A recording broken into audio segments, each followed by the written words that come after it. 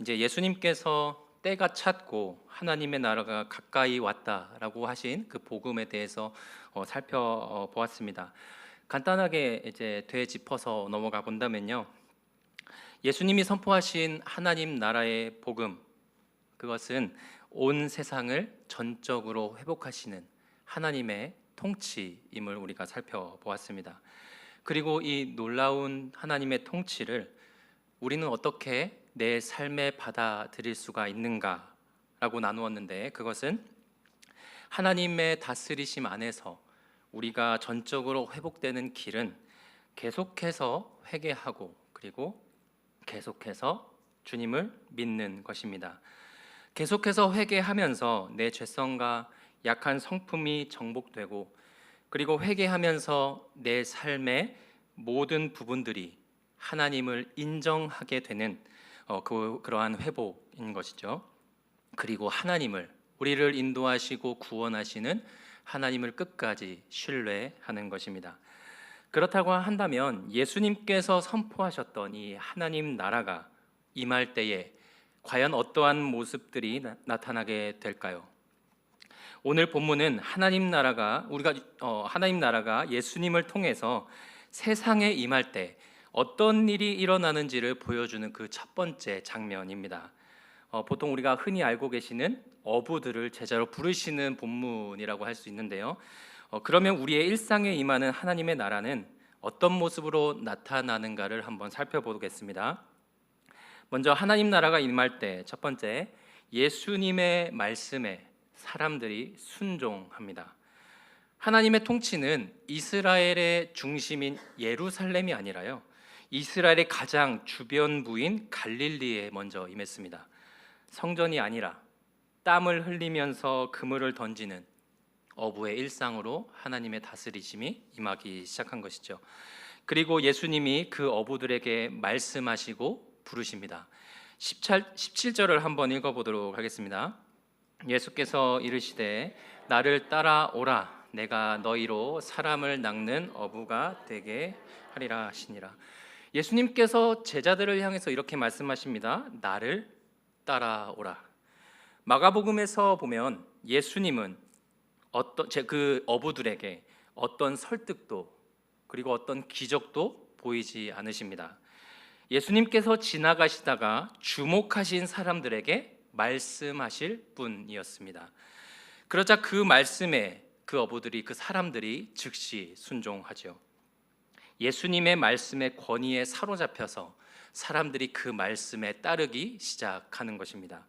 그래서 하나님 나라가 임한다는 것은요, 사람들이 예수님의 말씀에 사로잡힌다는 것입니다.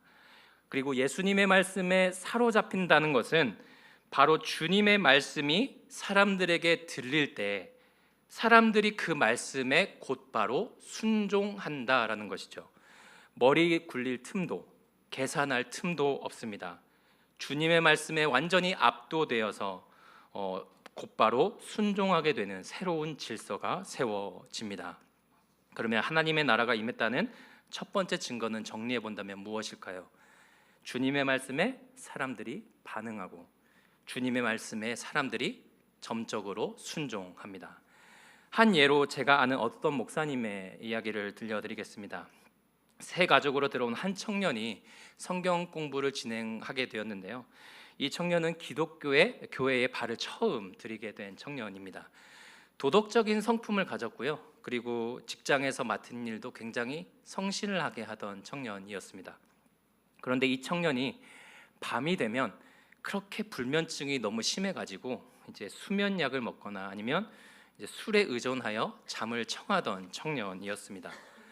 그런데 매주에 한 번씩 이제 목사님과 함께 성경 공부를 하게 되었던 건데요. 이제 복음과 관련된 내용을 이제 성경 창세기부터 찬찬히 구절들을 읽어가면서 공부하기 시작했습니다. 그러던 중에 이제 죄에 대한 부분들을 이제 공부하게 되는데, 이 청년이 죄에 대한 성경 구절들을 이렇게 읽어 나갈 때 술에 의존한다는 것이 하나님 앞에서 잘못되었다는 것을 깨닫게 된 거예요.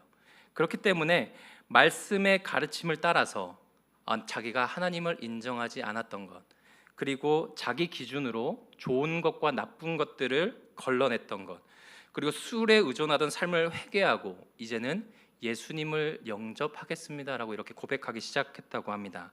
그리고 이 기도가 끝나고 목사님이 밤마다 기도하고 찬송을 들으며 잠을 청하라고 이렇게 권했나 봐요. 그래서 그 후로 다시 성경 공부를 진행하게 되었는데요. 이 청년이 이런 말을 했다고 해요. 기도하고 찬송하니 술을 먹지 않아도 잠이 들더라는 겁니다. 그리고 수면약을 점점 줄여가도록 노력하면서 자신의 삶을 돌이켜 나가겠다 이렇게 결단하는 시간을 가졌다고 합니다. 이렇게 자신의 삶의 주도권을 주님의 말씀에 항복하는 일이 이 청년에게 일어난 것이죠. 이처럼 하나님 나라가 임할 때 사람이 주님의 말씀에 사로잡히기 시작합니다.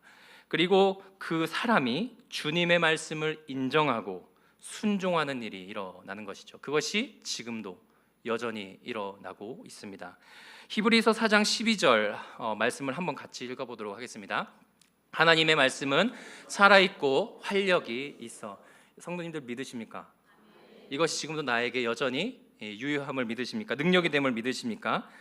주님의 말씀은 살아있습니다. 활력이 있습니다. 생명력을 줍니다. 그래서 사람들을 사로잡아 그 심령을 회복시키고 하나님께 순종하게 합니다.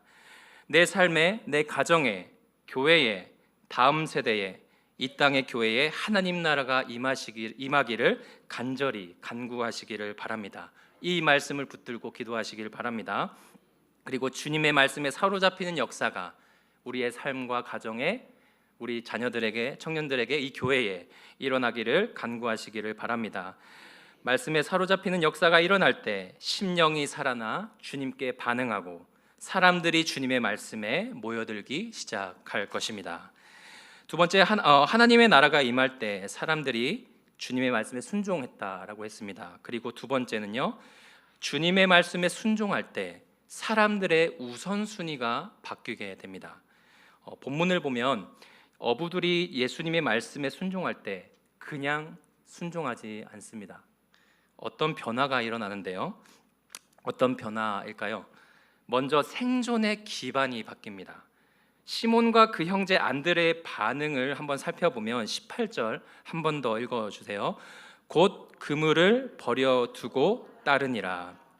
여러분, 그물은 다들 아시다시피 어부들에게는 생존 수단입니다. 생계 수단이고, 예수님을 통해 하나님의 나라가 임한다는 것은 이제 예수님께서 그 그물을 채워주신다는 이야기가 마가복음에는 없습니다. 마가복음은 이렇게 말하죠. 지금까지 내 생계만을 위해서 그물을 기웠는데 이제는 그 우선순위를 누구에게 두었다는 말인가요? 예수님께 두었다는 말입니다. 무엇을 위해 사는가라고 하는 이 인생의 목적이 완전히 뒤바뀌어 버린 것이죠. 새롭게 되었습니다. 먹고 살기 위해 그물을 깁는 삶에서 사람 낚는 어부라는 주님의 부르심이 자신의 삶의 목적이 되었습니다. 그 다음 이 어부들에게 나타난 변화는 중요하게 여겼던 가치가 변합니다. 세베대의 아들 야고보와 요한의 반응을 저희가 한 번 더 살펴보도록 하겠습니다. 19절 20절 한번 읽어보도록 하겠습니다. 조금 더 가시다가 세베대의 아들 야고보와 그 형제 요한을 보시니 그들도 배에 있어 그물을 빚는데 곧 부르시니 그 아버지 세베대를 과 함께 배에 버려두고 예수를 따라가니라. 지금까지 야고보와 그리고 요한은 경제적 안정과 상속권을 중요하게 여겼습니다. 무슨 의미냐 하면요, 배를 소유하고 품꾼을 이제 갖는다는 것은 어부들 중에서는 굉장히 부유한 기업형 어부에 속합니다. 즉 경제적인 안정 속에 어느 정도 유복한 삶에 살고 있었다는 얘기인데요. 그리고 그 아버지 세베대가 언급되고 있는데, 이 아버지라고 하는 이 단어는 당시 경제 공동체, 가정으로 이루어진 이 경제 공동체에서 최고의 경영자입니다. 그런데 예수님의 부름에 지금 요한과 야고보가 무엇을 버려두냐면 품꾼들과 그리고 아버지 그리고 배를 버려둡니다. 그리고 그것을 버려두고 예수님을 따르는 것이죠. 그것은 무슨 의미냐? 경제적 안정과 그리고 가업을 이을 상속권을 포기한 겁니다. 평생 보장된 가장 확실한 경제적 안정망보다 예수님의 부르심을 최고의 가치로 바꾸었다라고 하는 의미이죠. 아버지를 버려두고 떠났다는 것은 1세기 사회에서는 일종의 사회적인 자살에 해당했습니다. 가문의 그늘에서 벗어나는 순간 고아나 최하층민으로 전락하기 마련이었죠. 그래서 치명적인 삶의 위험이 되는 일이었습니다.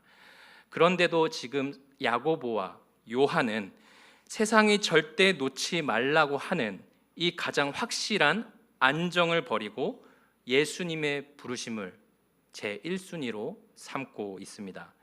성도님들, 그렇다면 이 말씀을 통해 우리를 비추어 본다면 오늘날 우리가 쥐고 있는 이 그물과 세배대가 있으신가요? 내 안에 다양한 문제들, 그리고 내가 안정감을 느끼는 다양한 삶의 울타리들, 그것들을 놓아버리고 나를 따라오라는 예수님의 말씀을 우리는 따라야 하지 않을까 생각하게 됩니다. 사람을 낚는 어부가 되게 하시겠다는 주님의 부르심이 우리의 삶의 목적 제1순위가 되어야 하는 것은 아닐까요? 어떻게 생각하시나요? 제 말에 동의하십니까? 예수님은 오늘 본문을 통해서 우리에게 이렇게 질문하십니다. 너의 안전과 생존을 책임져주는 그 배와 아버지 세베대의 품에서 기꺼이 내릴 수 있느냐? 나를 따르는 것이 너의 삶의 절대적인 1순위가 되느냐? 이렇게 질문하고 계십니다. 이러한 주님의 질문에 오늘 우리 성도님들께서는 어떻게 답변하시겠습니까? 말씀을 맺고자 합니다. 예수님께서 하나님 나라를 선포하셨습니다. 하나님 나라가 우리 삶에 임한다는 것은 내 일상의 항복판으로 창조주이신 참된 주님이 들어오시는 사건입니다. 첫째로 주님의 말씀이 들려올 때에 인간은 말씀에 사로잡힙니다. 그리고 주님의 권위에 순종하게 됩니다. 둘째로 주님의 말씀을 따르는 자들에게 변화가 일어나는데요, 인생의 우선순위가 완전히 뒤집어지는 일들을 우리가 말씀을 통해 확인하였습니다. 삶의 목적이 바뀌고요, 그리고 다음에는 삶의 가치가 뒤바뀝니다. 생존의 몸부림에서 사람을 낚는 구원의 사명으로 바뀌고, 그리고 경제적인 안정과 부모의 유산이라는 세상의 울타리보다 주님의 부르심을 가장 최고의 가치로 여기는 이런 새로운 변화가 그 삶에 일어나게 됩니다. 성도님들, 오늘 주님 안에 머무시기를 바랍니다. 오늘 말씀이 말씀하고 있는 하나님의 나라가 임하는 것을 경험하시기를 바랍니다. 주님의 말씀에 사로잡히고 주님의 말씀에 이끌림을 받아 하나님의 전적인 회복이 성도님들의 삶의 곳곳에 경험되어지시기를 주님의 이름으로 축복합니다. 우리의 마음속에 있는 모든 문제들과 상황들, 근심의 걱정거리들을 그물과 배를 놓아버린 제자들처럼 모두 다 주님 앞에 다 내려놓으시기를 주님의 이름으로 축복합니다. 그래서 세상의 울타리보다 사람을 낚는 어부로 부르시는 주님의 말씀이 우리의 삶의 최고의 가치가 되시기를 주님의 이름으로 축복합니다. 기도하시겠습니다.